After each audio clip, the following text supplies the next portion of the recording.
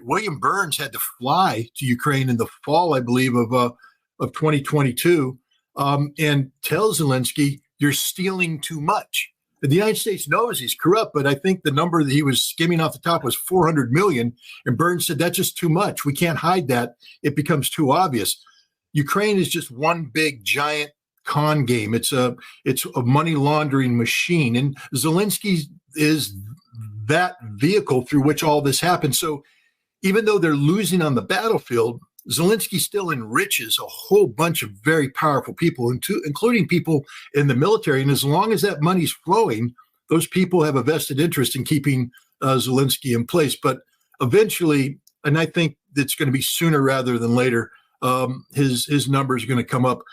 We'll see what happens in July with this peace conference. I think, people don't want to get, ahead of the game. But when this collapses and the absurdity of Zelensky's position is exposed to the world, he will be told at that point in time that he has no choice but to find a path to peace. And if he can't find a path to peace, then they need to find somebody who can. Here's what he said yesterday to the NATO gathering in Belgium. And it's only a 22-second clip. It's obviously from a longer speech. It brought him $1 billion. Listen to this, cut number 2. Навіть вже ти бачиш точки. Even from reconnaissance, you get maps, satellite images, but you cannot respond. I think it's unfair. But we cannot, and this is a fact, risk the support of our partners. And that is why we do not use the weapons of our partners on the territory of the Russian Federation. Please give us the opportunity to retaliate against their military. Put up the Time magazine headline. Belgium commits $1 billion to Ukraine amid Zelensky's whirlwind European tour. What motivates them? Don't they see through him? Don't they know defeat is coming and is inevitable? And whatever this billion is, cash, equipment, borrowed, rented, not yet built, it's gone forever. Judge, you're speaking like a rational man. These are politicians who have, backed a losing horse, but they can't. The race has started. You can't, your ticket's been purchased. You can't go in and say, I choose a different number. And these are politicians who can't admit that they were wrong on something as fundamental as this. And so they're going to continue doubling down on this bet in hopes that some miracle happens that either changes the fortune on the battlefield, which isn't going to happen, or which they're hoping will happen, gives them a political out where they can blame, because the whole game in politics is to shift blame onto somebody else away from you. So they're buying time until they can shift blame onto somebody else. Maybe the United States, maybe Europe's waiting for the opportunity to say, this is America's fault. Why do you think all the pressure was put on the United States to get that $60 billion package released from Congress when they did? One of the reasons is Europe was starting to play the blame game, starting to say, it's not us, it's them. And the Americans, Republicans and Democrats alike, looked around and said, we don't want to carry that. And so right now there's a contest between the United States and Europe on who's going to end up, holding the bag when this is all over. But certainly they know that this is lost money. But politicians have always spent money on losing causes if it helps them politically. Tell me if this helps Emmanuel Macron politically. Cut number 1, Chris. So how do we explain to the Ukrainians that we're going to have to protect these towns and basically everything we're seeing right now around Kharkiv if we tell them you're not allowed to reach the point where the missiles are fired from? The missiles. In fact, we're telling them we're giving you weapons, but you can't defend yourselves. So we stay exactly within the same framework. We think that we should enable them to neutralize the military sites from which the missiles are fired from, and basically the military sites from which Ukraine is attacked. But we must not allow them to hit other targets in Russia, obviously civilian capabilities or other military targets. When it's from identified targets in Russia that Ukraine is attacked, well, I think we have to be able to allow them to do that if we really want to retain our objective. So he's saying, I've given you long-range missiles. Go ahead and attack military targets in Russia. Professor Sachs reports that the Ukrainians have attacked and partially destroyed some very serious high-end radar warning systems in southern Russia. Does the West not understand the legal and moral authority of President Putin to retaliate against Western sites when they do this and when they announce it? First of all, we'll start with the two early warning sites. Those were attacked by Ukrainian drones, but it wasn't just Ukrainian drones that attacked them. It was Ukrainian drones married to American and NATO intelligence. These are drones that are pre-programmed. I think everybody has seen those fantastic shows where all the drones take off and then they go up in the air and then they turn on the lights and you get a walking man and then it turns into a whale and it turns into something. That's not something, somebody's not sitting there flying it. All those drones have been pre-programmed to fly that pattern. You can take a strike drone and do the same thing. When you get the intelligence about where the radar is, what the terrain masking is, you can have a drone pre-programmed to fly beneath the radar, masked by a hill, pop up here, come down here, come around here, and then show up at a place. Because everybody's going, why aren't the Russians shooting it down? I thought they had great air defense.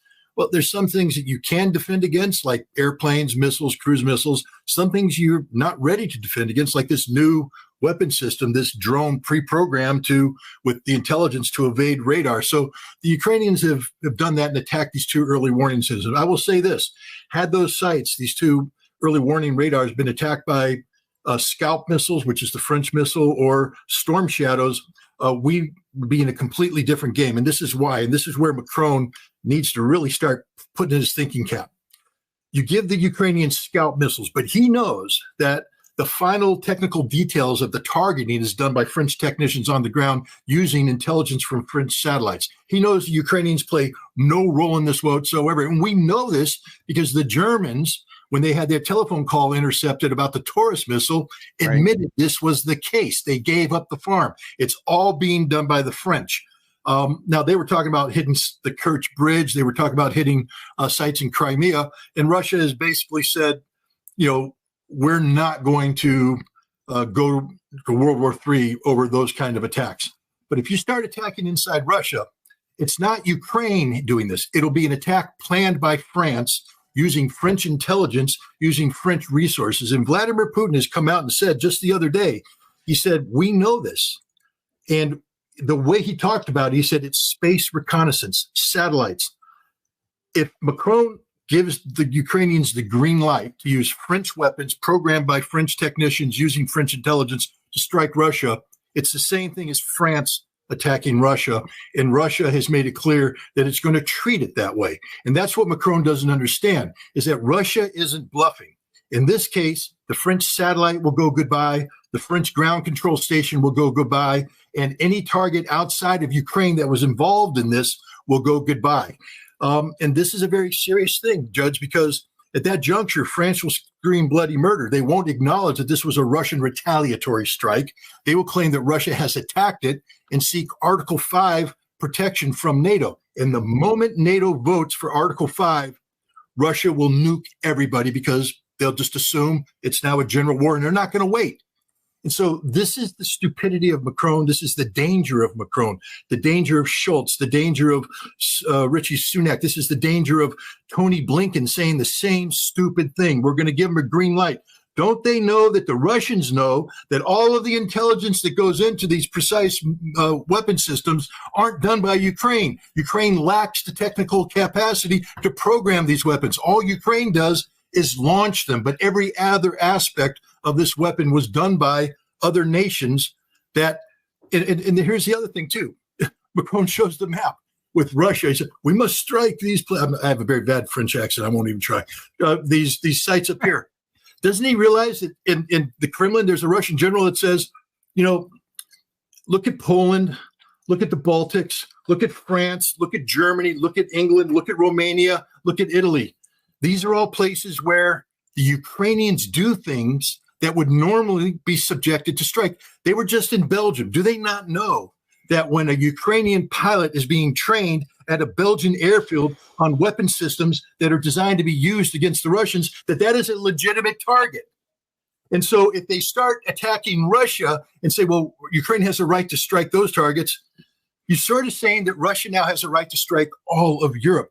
This is the stupidity of the West. We just don't comprehend how serious this game is and why we're playing, brain-teasing games at this stage in the conflict is beyond me. The time to have done this was at the beginning of the conflict when maybe you could have made a difference. But right now, Russia is so far ahead of everybody. They've lapped the field 15 times. There will be no catching up, and all you're doing is committing suicide. Here's President Putin saying exactly what you said. Now, this is part of a long press conference. It's just a 20-second clip, but it's the essence of what he said and what you just summarized. Cut number 4. Representatives of NATO countries, especially in Europe, especially in small countries, they should be aware of what they are playing with before talking about striking Russian territory. In general, this constant escalation can lead to serious consequences. He doesn't bluff, does he? No, there's no bluffing Putin. He's the most responsible leader on the world stage today when it comes to avoidance of conflict escalation. We have crossed so many red lines over the course of the past 2+ years, and Putin has come under a lot of political criticism inside Russia for allowing these red lines to be crossed. But he's kept his eye on the ball. The eye on the ball is, of course, victory in Ukraine. And one way that you deny yourself victory in Ukraine is to expand the conflict so that it's now not just a proxy war with Ukraine, but you are actually fighting NATO. That's what Ukraine wants. That's Ukraine's goal and objective right now, is to get NATO in this conflict. And Vladimir Putin has been masterful in avoiding that. But it's at some point in time, you reach that final line. And the final line is attacking Russia with these Western weapons. And I don't know what you heard, but I heard a guy basically saying, do so at your own risk, that you will pay a price. This is no longer a subject of debate. You mentioned earlier that it is well known and understood that the French offensive weaponry in Ukraine is being operated by French soldiers. Is the American offensive weaponry in Ukraine being operated by American soldiers? There are certain aspects of the targeting to receive the intelligence and all that. First of all, we're not going to give the Ukrainians access to the satellite, the encrypted satellite downlink. So as classified information is brought down from overhead onto a ground station, Ukrainians won't have anything to do with that ground station because of the cryptology involved, etc.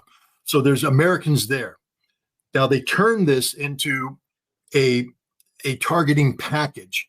That targeting package will then go to the Ukrainians in the form of however they input it. It'll be done automatic. But there might be a Ukrainian technician who does that final stage, the hands on the weapons. We might not have Americans there, but we might. Again, I'm not familiar with the classification and the sensitivity of the data from point A to point B on the missile.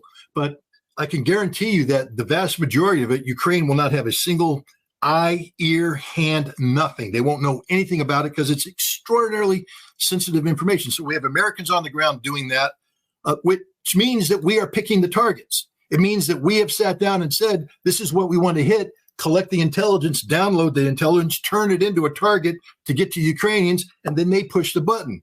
But it's not the Ukrainians attacking.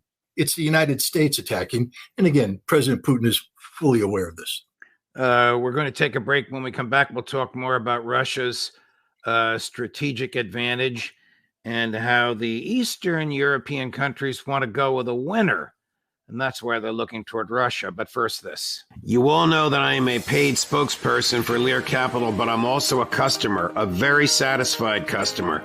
About a year ago, I bought gold, and it's now increased in value 23%. So $100 invested in gold a year ago is now worth $123. If you have $100 in the bank, it still shows $100, but $100 in the bank is now worth 24% less. Inflation has reduced all of your savings, all of your buying power, and mine, by 24%. And gold is largely immune from that. If you want to learn how gold will soon hit $3,200 an ounce, call Lear Capital, 800-511-4620, or go to LearJudgeSnap.com. Get your free gold report. Same experts who predicted the 23% rise that I've enjoyed have predicted this $3,200 an ounce gold. Learn about how to transfer this to an IRA. Protect your savings. 800-511-4620, LearJudgeSnap.com. Tell them the judge sent you. Earlier today, I spoke with Professor Gilbert Doctorow. He made some rather interesting conclusions with which I expect you'll agree. Here's one of them. No, and I would like to take this back to something that's happened. He's made 3 visits abroad since his election or re-election. The first was to Beijing, the second was to Belarus, Minsk, and the third was to Tashkent, which is where he made the press conference that you've just shown. And I'd take it back a couple of weeks to his stay in Beijing. I think that his lengthy and very detailed discussions with Xi gave him additional confidence to proceed with the direct challenge to the United States-led NATO that we heard in his Tashkent meeting. Let's bear in mind that the United States, with Blinken, has made trips through Central Asia in the hopes of dislodging Kazakhstan, dislodging Uzbekistan. These are the largest, most populous and important Central Asian countries from the Russian orbit. The nature of the meeting that Putin had in 3 days, it was a day longer than was planned, in Tashkent, during which a number of very important commercial agreements were signed, including for the building of the first nuclear power station in Central Asia, a small one, but nonetheless, the first.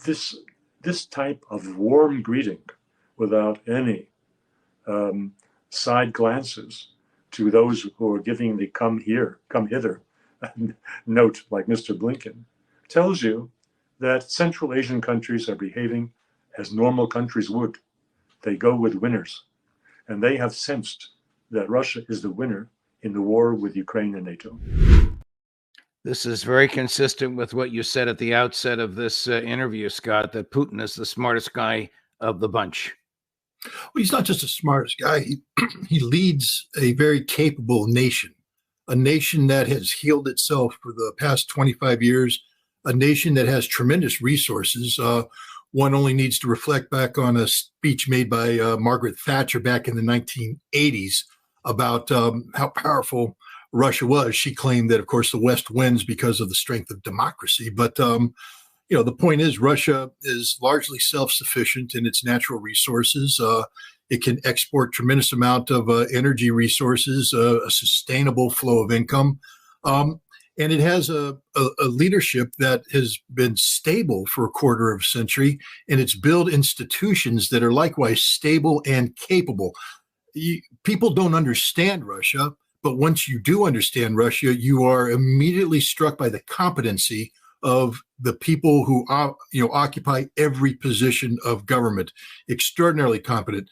Judge, next week is the St. Petersburg International Economic Forum. And what the participants at this forum are going to see is that Russia is the center of the world during this time. This is the most influential economic forum in the world, more influential than Davos. They will have a more diverse group of people. National leaders from around the world are showing up because they don't just want to hang around winners and be on the winning side. They themselves want to succeed. And St. Petersburg is the stepping stone for an even greater event that's taking place in October, which is the BRICS Summit. And you're starting to see, Bahrain, Thailand, Serbia, other nations are starting to gravitate towards there because they realize that the option that they've been given by the collective West, by the United States, it's not a viable option. Russia and China together are a combination that is unbeatable at this point in time.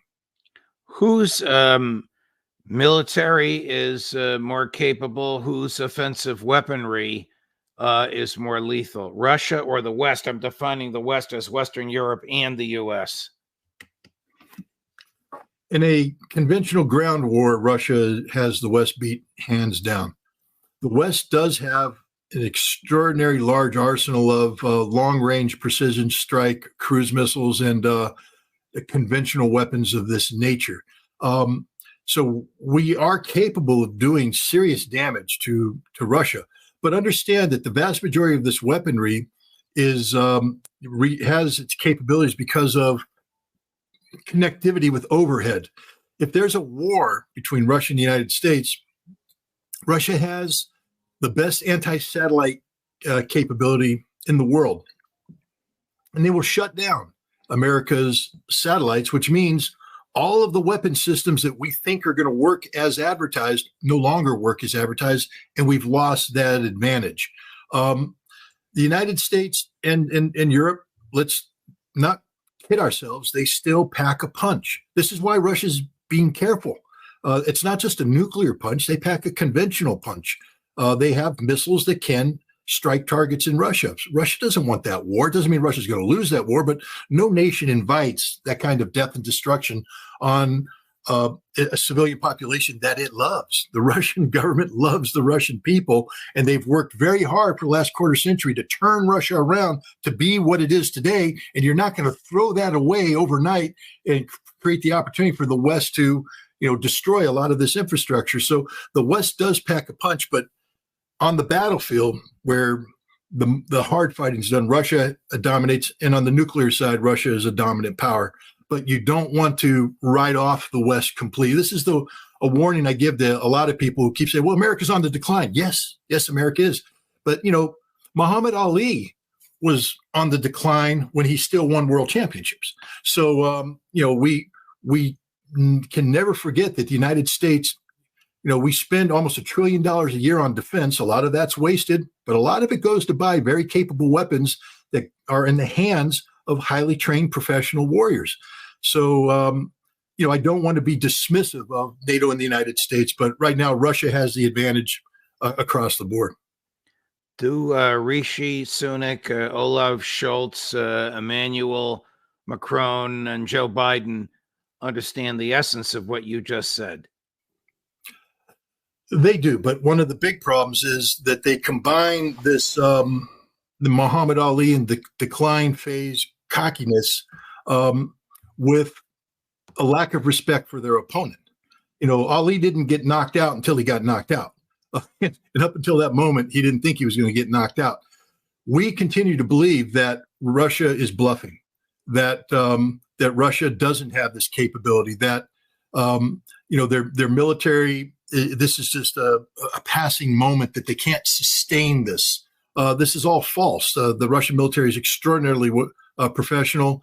What they've learned on the battlefield has been incorporated by their troops, and logistically, and in terms of basic, the establishment of the military, Russia is equally as professional as anything the West has. But we don't acknowledge it because part of the game, part of the political game, isn't to deal with the reality of Russia, but rather sell the perception of Russia to your respective audiences. And so Biden and the Europeans continue to articulate a picture of Russia that's far from realistic. It's one that paints Russia as a nation that lacks the capabilities that we know that it has. And that's their job, is to create perception amongst an audience for political reasons. Because if you told the American people, told the Europeans the truth about Russia, you'd see attitudes change overnight. Once people realize that they've been lied to, that they've been misled, that there isn't the chance of an American victory, they suddenly, I think, because I just interviewed Dennis Kucinich the other day, and he said something interesting. He refused to attack the American people. I mean, he's a politician. It's a smart move on his part. But what he said is that the American people are trusting, and maybe they trust their politicians too much. And that's the problem, is we have people that maybe don't question their leaders as much as they should question. They believe what they're told at face value. And, but the problem with that is the sense of betrayal that accrues once you realize you've been lied to is also real. And there will be a heavy political price to be paid by those who have lied to the American people consistently over the course of the past decade or so about Russia. And those people are across the board. And of course, you have to love Dennis.